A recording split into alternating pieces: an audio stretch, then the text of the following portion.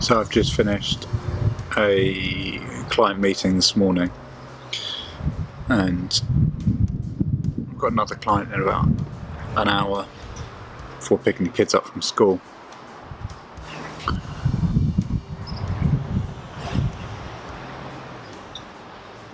I want to talk about accountability again, something I mentioned the other day in one of the micro series that I've been putting together.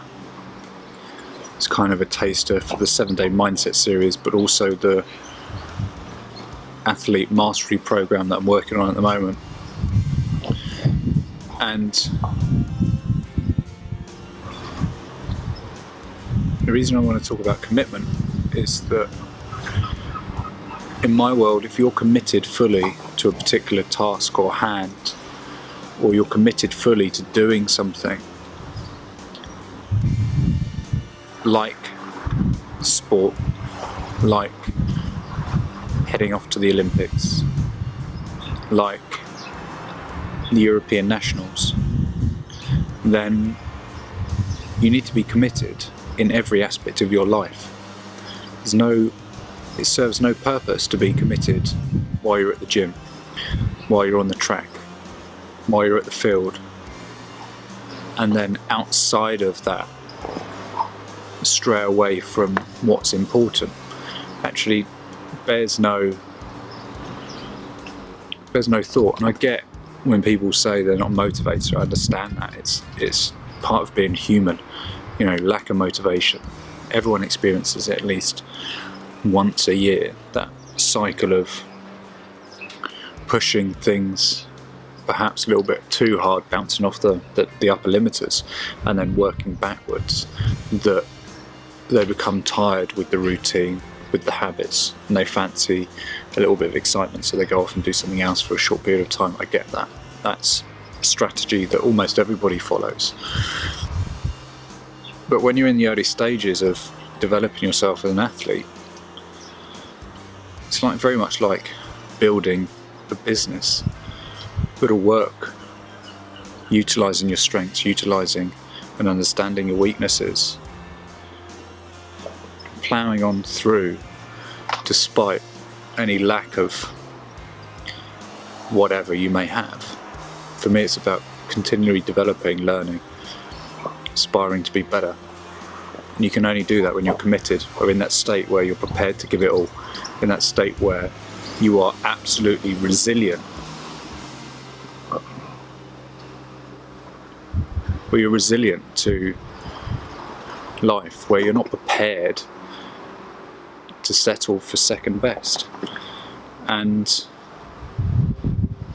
people that become frustrated, I understand that. But the quicker you let go of that frustration and move on, the better it's going to be for you. So if you're committed, if you're watching this and thinking about taking action, it doesn't matter what type of action, then go ahead, do it. Be committed. Take the action. Don't stop messing about. Go out, do, commit. And it doesn't matter what it is. If you're lacking financial stability at the moment, but you've got to spend on yourself in order to get something back, then do that. Avoid the thinking that you don't have to reinvest in yourself, because it's not going to work. Be committed 100% in everything. If you're not committed and you lapse more than once a year, then ask yourself why. Ask yourself mentally what weakness is there, and whether you can continue on that path, whether next year you can afford not to take the action this year. I just spurred off something that I was talking with one of my clients about earlier on. Nothing to do with them, but to do with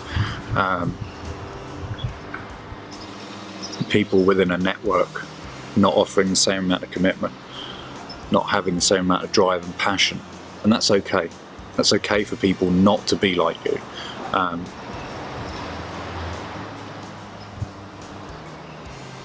It's okay not, for people to judge you.